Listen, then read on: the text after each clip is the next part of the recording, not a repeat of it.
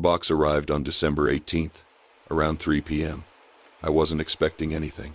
I work from home most days doing data entry for an insurance company, so I'm used to hearing the doorbell at odd times. But this was different. The delivery driver didn't wait for a signature. Just rang once and left. It was a big cardboard box, the kind you'd get from a proper butcher. Heavy. There was a handwritten note taped to the top. "Sorry for last year. Merry Christmas." No signature. No return address. I carried it inside and opened it in the kitchen. Inside was a massive Christmas ham, maybe 12 pounds, wrapped in white butcher paper with a ribbon. It looked expensive, the kind you'd order weeks in advance from a specialty shop. I stood there for a while, just staring at it. The problem is, I have no idea what "last year" means. I moved to this flat in March. Before that, I was in Manchester for 2 years. I don't have family who send gifts. My mum died in 2019 and my dad's in Portugal with his new wife. We exchanged texts at Christmas, that's it. I have 3 friends I'd call close, and none of them would send a ham as an apology. We're all broke and in our late 20s. A ham like this probably cost £100 or more. I texted my friend Sarah a photo. She said maybe it was from my landlord as an apology for the boiler breaking in November. But my landlord is a letting agency. They don't do personal touches. Also, the boiler thing happened this year, not last year. I put the ham in the fridge and tried to forget about it. But that night I kept thinking about the handwriting. It was neat, deliberate, old-fashioned almost, like someone who still writes letters. The note was on plain white cardstock, the kind you'd buy from a stationery shop. On the 19th, I got a Christmas card in the post, same handwriting, no return address.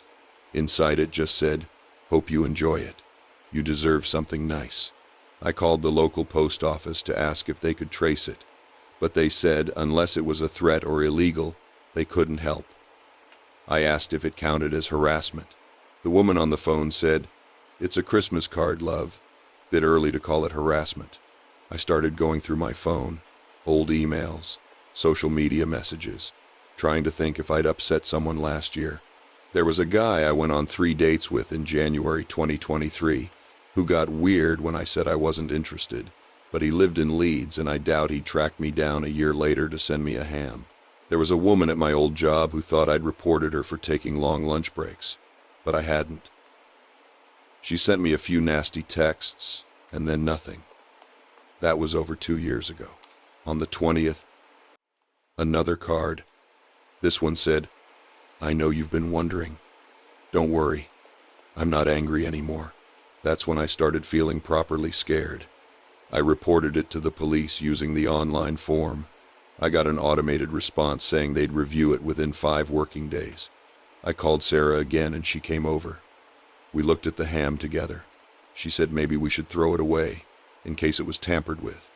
But it looked completely normal, still sealed in the butcher paper, with a proper label from a shop called Greenfield & Sons in Nottingham. I don't know anyone in Nottingham. I've never even been there. Sarah stayed the night. We double-checked the locks and the windows. I have a Ring doorbell, but it only records when it detects motion, and whoever delivered the ham must have stayed out of range. I scrolled back through the footage. Nothing. Just the regular postman, a few Amazon drivers, the Tesco delivery on Tuesday. On the 21st, I called Greenfield & Sons. The woman who answered was friendly. I asked if they had a record of who ordered the ham. She said she'd need to check with the manager and could I call back after lunch. When I called back, a man answered. He said they didn't keep customer details for walk-in orders, and the ham had been paid for in cash. He remembered it because it was a big order, and the person had been very specific about the delivery date. What did they look like? I asked. Middle-aged, maybe 50s. Smart, wore a coat and gloves, polite. Man or woman? Man, I think, though I only saw him for a minute. I asked if there was CCTV. He said the camera by the till had been broken for a month. I haven't touched the ham. It's still in my fridge. Sarah thinks I'm overreacting. She says it's probably a mix-up, that someone sent it to the wrong address and is too embarrassed to admit it. But the cards keep coming. One yesterday, one this morning. They're getting longer. Yesterday's said, "I watched you settle in. You've made the place nice. I'm glad you're happy." This morning said, "Last year was difficult for both of us. I handled it badly. I hope this makes up for it. I've been trying to remember everywhere I lived last year, everywhere I worked, everyone I interacted with. I did some freelance work through Upwork, but that was all remote. I went to a few meetups for freelancers in Manchester, but I barely spoke to anyone. I had a flatmate for 2 months, a girl called Emma, but she moved to Scotland and we haven't spoken since. The police finally responded. They said to keep the cards and let them know if anything escalates. They asked if I felt in immediate danger. I said no, but I don't feel safe either. They gave me a crime reference number. I've been thinking about moving the ham out of my flat, maybe taking it to a food bank or just throwing it in a public bin. But I'm scared that whoever sent it will know, that they're watching to see if I use it. The cards suggest they know where I live, what my flat looks like inside. I keep checking the doorbell footage, but there's nothing. No one standing outside. No one lingering. It's Christmas Eve now. I'm staying at Sarah's tonight. I don't want to be alone in the flat. I've been going through old photos, old messages, trying to figure out what I did last year that someone would need to apologize for. I keep coming back to the same thought. What if I didn't do anything? What if this person thinks I'm someone else? Or what if I did something I don't even remember, something that seems small to me but huge to them? I don't know. I just know I can't eat that ham, and I don't think I'll ever find out who sent it.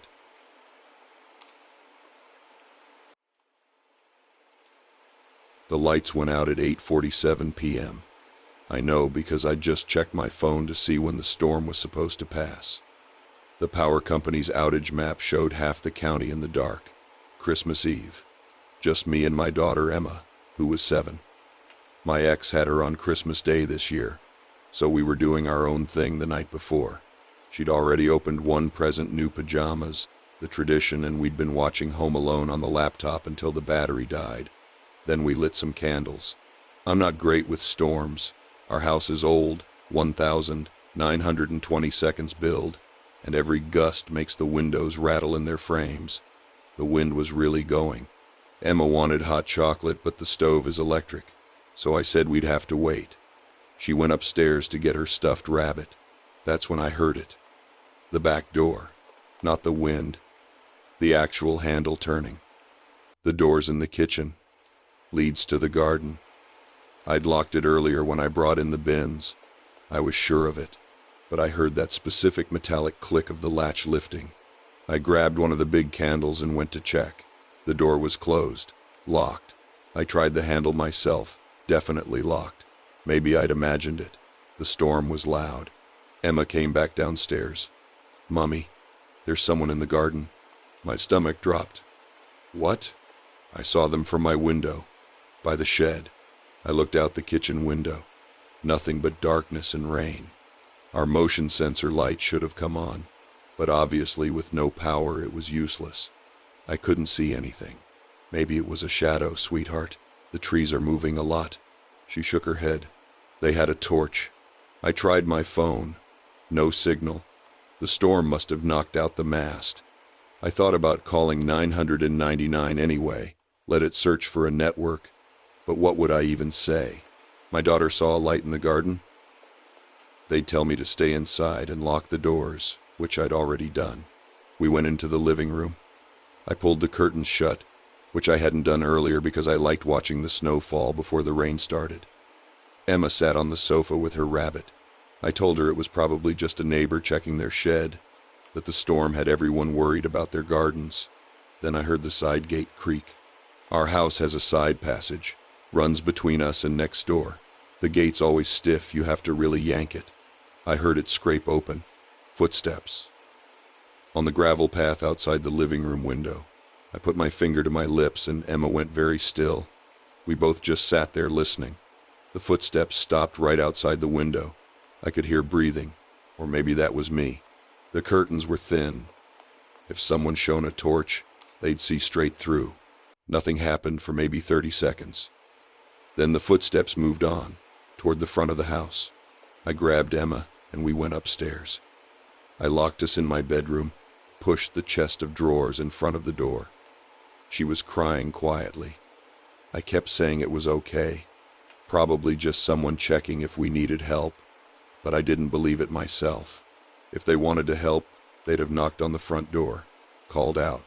We sat on the bed in the dark. I had my phone's torch on, pointed at the floor. I tried the signal again. Nothing. Then I heard the front door, not the letterbox, not a knock, the sound of a key in the lock. We'd had the locks changed when I bought the house after the divorce. Only me and my ex had keys, and he was 300 miles away at his parents' place. I knew that for certain. I'd spoken to him that afternoon about pickup times for tomorrow. The front door opened. I heard it close again, gently, then footsteps in the hall downstairs. Emma was shaking. I pulled her close and turned off my phone torch. I could hear whoever it was moving around. The living room, the kitchen, not rushing, like they were looking for something. I heard the stairs creak. They were coming up. I looked around for anything I could use. There was a lamp on the bedside table, but it was decorative, too light. I had a pair of scissors in the drawer. I got them out, held them in my hand. I'm not a violent person. I work in HR. But I had my daughter with me and someone was in my house. The footsteps reached the landing. Stopped. I could see the shadow under the bedroom door, blocking the faint candlelight from downstairs. The door handle moved. Tried to turn. The chest of drawers scraped an inch. Then a voice. Male. Quiet. I know you're in there. Not aggressive. Almost calm. That somehow made it worse. He pushed against the door. The drawers scraped another few inches. He was strong. I just need the package. That's all. Give me the package and I'll go. I had no idea what he meant. What package? Nothing had been delivered. I hadn't ordered anything. Wrong house, I said. My voice was shaking. There's no package here. Don't lie. I watched them deliver it this morning. Brown box. Your name on it. I genuinely didn't know what he was talking about. Then I remembered the Amazon delivery. But that was just books. Children's books for Emma. I'd already wrapped them. They were downstairs under the tree. It's just books, I said. You can have them. They're in the living room. Silence. Then, check the label again. He stopped pushing. I heard him go back downstairs. I didn't move. Emma was gripping my arm so tight it hurt. A few minutes later, I heard the front door open and close. Then nothing. We stayed in the bedroom until the power came back on at 11:30. I called the police immediately. They came round, took a statement. No sign of forced entry. Nothing taken. But here's the thing. The next morning, after my ex picked up Emma, I checked the Amazon box properly, peeled back the shipping label. Underneath was another label. Different address, different name, same street number, different street. The delivery driver must have stuck our label over it by mistake. The package was full of books, like I'd thought, but they were hollowed out, and inside was about $2,000 in cash, wrapped in plastic. I gave it to the police. They said it was likely connected to a county lines drug operation, that I'd accidentally intercepted a drop. They took the money as evidence, told me to call if anything else happened. I've changed the locks again. Emma's been asking to stay at her dad's more often. I don't blame her. I still don't know how he had a key. The police said probably a bump key. That it's not hard if you know what you're doing. I keep thinking about his voice, how calm he was, how he knew my name, and I keep wondering what would have happened if I'd checked that label earlier.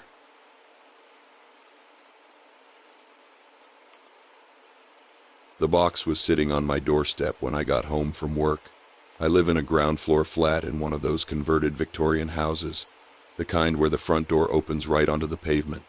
No porch, no gate. Anyone walking past can see what's been delivered. Usually it's just junk mail or something I've ordered and forgotten about. This was different.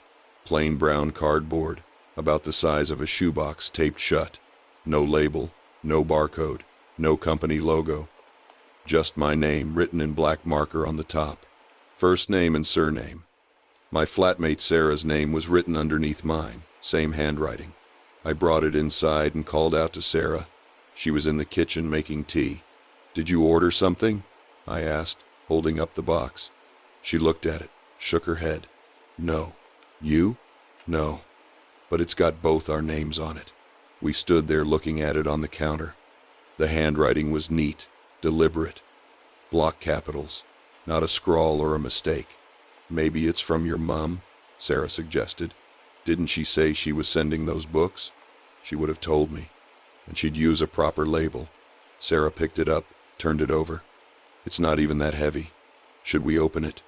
I had this weird feeling I couldn't place. Not quite dread, just wrongness. Like when you get an email from someone you don't recognize and the subject line is too familiar. "Yeah, go ahead," I said. She got a knife from the drawer and slit the tape. Inside was bubble wrap, layers of it, and underneath that, a small wooden box. Old-looking, stained dark, with a brass clasp. Sarah opened it. Photographs, maybe 20 or 30 of them, all printed on regular photo paper. The top one showed our building from across the street, taken at night, lights on in a few windows. Ours was one of them. Sarah went very still. She flipped to the next one. Same angle, different night, you could tell by the cars parked on the road. Then another. This one was closer, taken from the pavement right outside our window. You could see into the living room, the back of the sofa, the lamp we always leave on. I felt my stomach drop. "What the fuck?" Sarah whispered. She kept flipping. More photos of the building. One of the corner shop where we buy milk.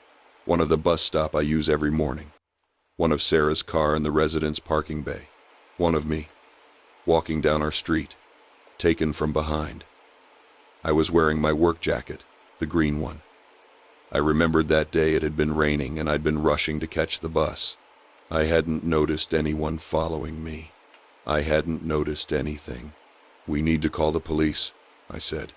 My voice sounded far away. Sarah nodded but didn't move. She was staring at the next photo.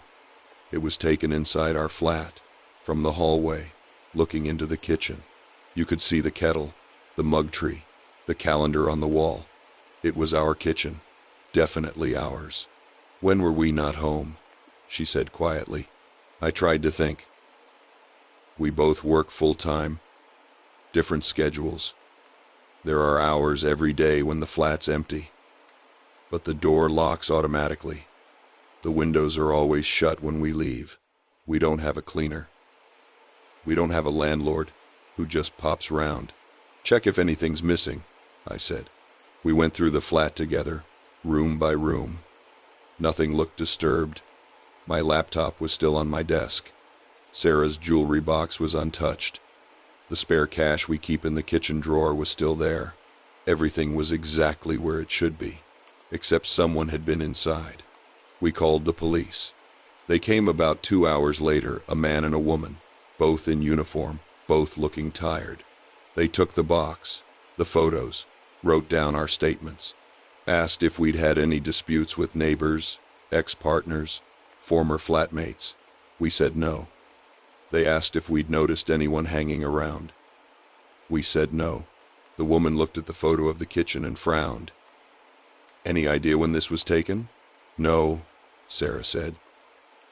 "Could have been any time in the last few months. We haven't changed anything." The officer nodded, made a note. "We'll check for prints, see if anything comes back. In the meantime, I'd recommend changing your locks. Get a doorbell camera, if you can afford it. Keep your curtains closed at night." They left. We sat in the living room with all the lights on, curtains drawn, not really talking. I kept thinking about the handwriting on the box, how careful it was, how someone had taken the time to write both our names, to package everything neatly, to make sure it arrived. Sarah went to stay at her boyfriend's that night. I stayed, partly because I didn't have anywhere else to go, partly because I didn't want to admit I was scared. I didn't sleep much. Every noise outside made me freeze. Every car door, every footstep. Every voice. The police called a week later. No prints, no leads. They said they'd keep the case open, but there wasn't much they could do unless something else happened. We changed the locks. Got a video doorbell. Sarah's talking about moving when the lease is up in 3 months. I've started taking different routes home, changing my schedule, checking over my shoulder. I don't know if it helps. The worst part is not knowing why, not knowing who, not knowing if they're done or if this was just the start. Sometimes I wonder if we were supposed to recognize something in those photos, a detail, a clue, something we missed. But I've been through them in my head 100 times and I still don't understand. Whoever sent it knows where we live. They've been inside, they've been watching, and they wanted us to know.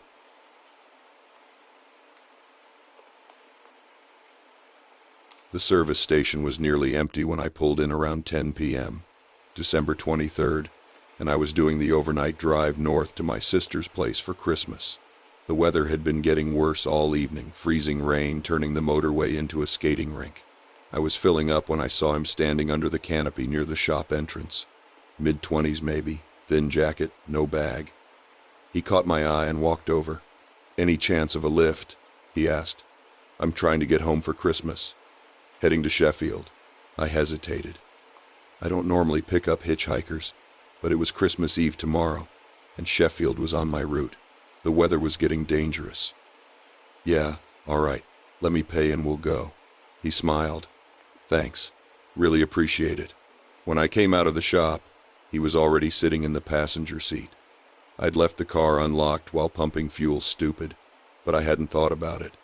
He must have gotten in while I was inside. "Couldn't wait in the cold," he said, rubbing his hands together. Fair enough, I thought.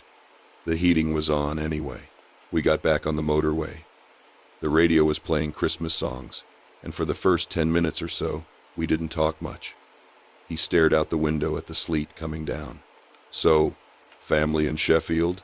I asked, trying to be polite. "Yeah, going home for Christmas," he said. Same phrasing as before. He didn't elaborate. Another few minutes passed.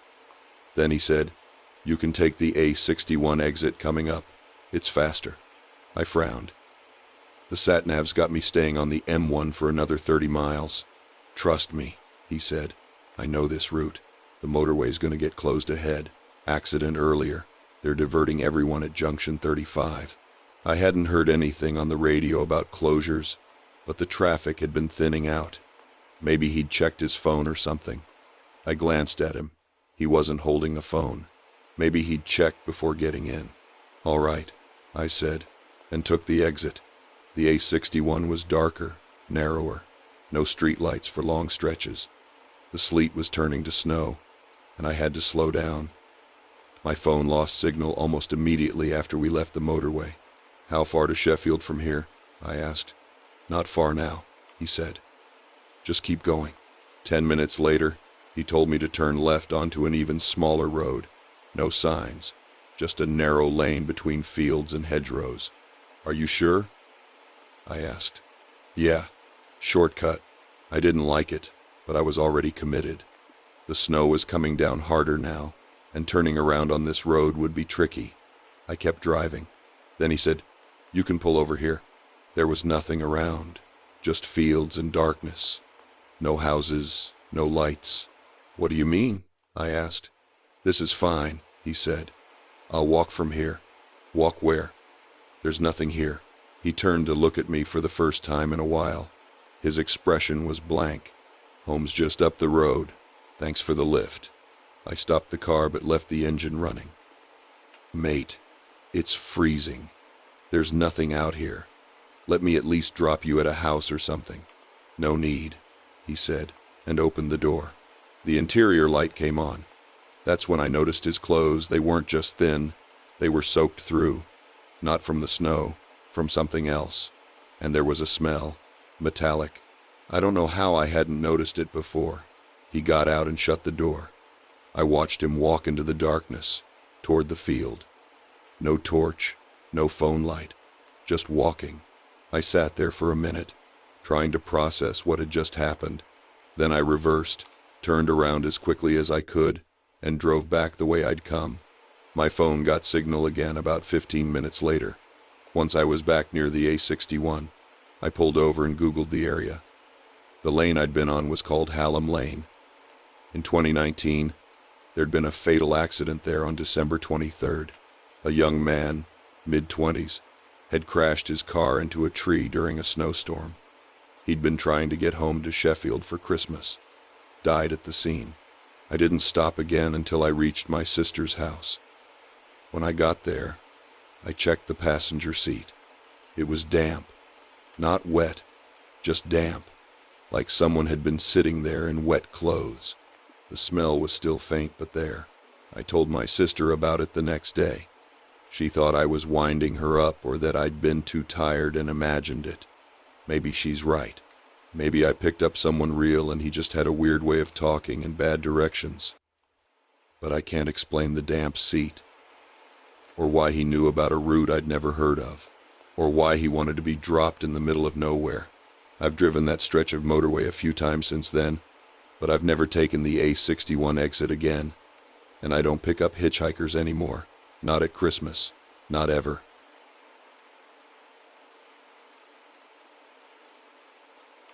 The boot prints were deep. That's what I noticed first when I went to check the fence on Saturday morning.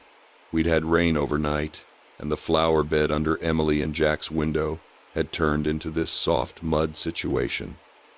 The prints were clear enough that I could see the tread pattern. I'm not the paranoid type. I work in IT support at a council office. I commute on the 7:15 bus most days, and I don't spend a lot of time thinking about security beyond making sure the doors are locked at night. We live in a quiet estate on the edge of town, the kind of place where people leave their bins out overnight and don't worry about it. But those prints weren't mine. I wear trainers mostly, sometimes loafers if I'm going into the office.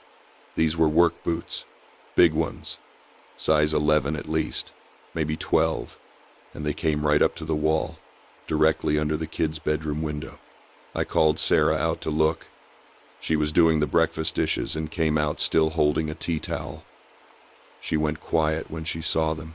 Then she said maybe it was the meter reader, but I'd already checked that. The meter's on the other side of the house, near the driveway. There's no reason for anyone to be back here.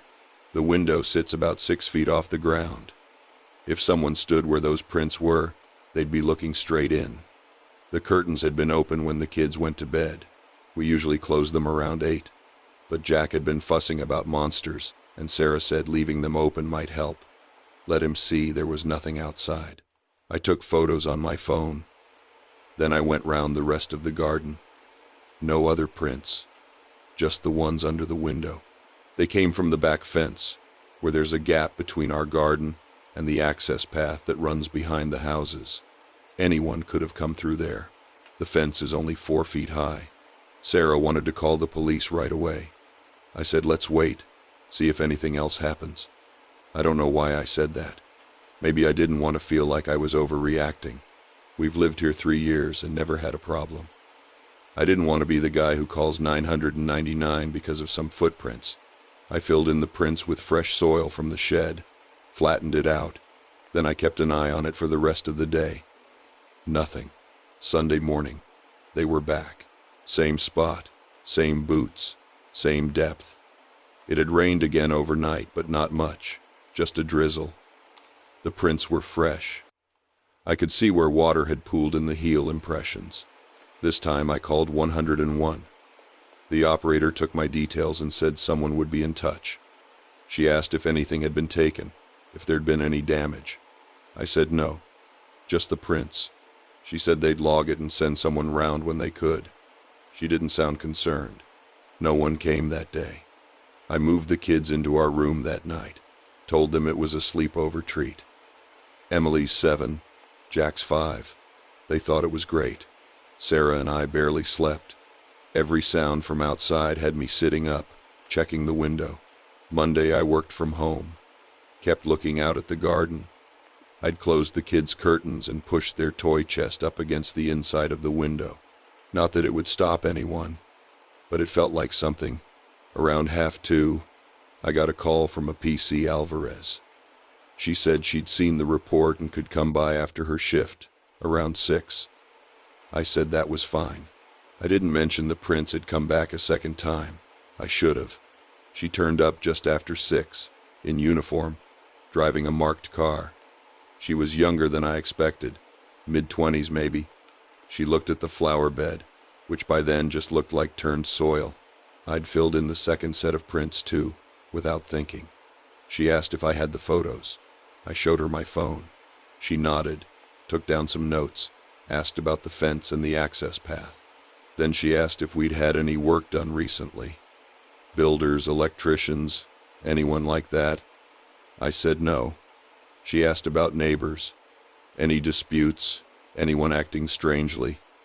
I said no again. Everyone on the street keeps to themselves mostly. She said it could be someone cutting through, using our garden as a shortcut. She'd increase patrols in the area. That was it. She left. I felt like I'd wasted her time. Tuesday morning, I got up at 5. Couldn't sleep. I made tea and stood at the kitchen window watching the garden. It was still dark. The backlight was on a sensor, but it's been broken for months. I kept meaning to fix it. At 5:30, the sensor light came on. I couldn't see anyone at first. Then I saw movement by the fence. A shape. Someone climbing over. They dropped down into the garden and walked straight toward the house, toward the kid's window. I didn't think. I ran to the back door, unlocked it, shouted something. I don't remember what. The figure stopped, turned, then ran back to the fence, faster than I expected. They were over it in seconds. I stood there in my dressing gown, shaking. Sarah came down. She'd heard me shout. I told her what happened. She called the police again. This time they sent someone within the hour. Different officer, older. He checked the fence, looked at the flower bed, fresh prints again. He said they'd dust the fence for prints, check CCTV on the access path if there was any. He asked if we had a doorbell camera. We don't. We're staying at Sarah's mom's now. Just for a bit, until we figure out what to do. The police said they'd keep an eye on the house, but they can't station someone there permanently. PC Alvarez called yesterday to say there's no CCTV on the path. It's a blind spot. I keep thinking about how many times those prints appeared before I noticed them. How many nights someone might have been standing there, looking in at my kids sleeping. And I keep thinking about the way they moved when I shouted. Not panicked, practiced. We're getting the light fixed today, and cameras. And I'm not going back until we do.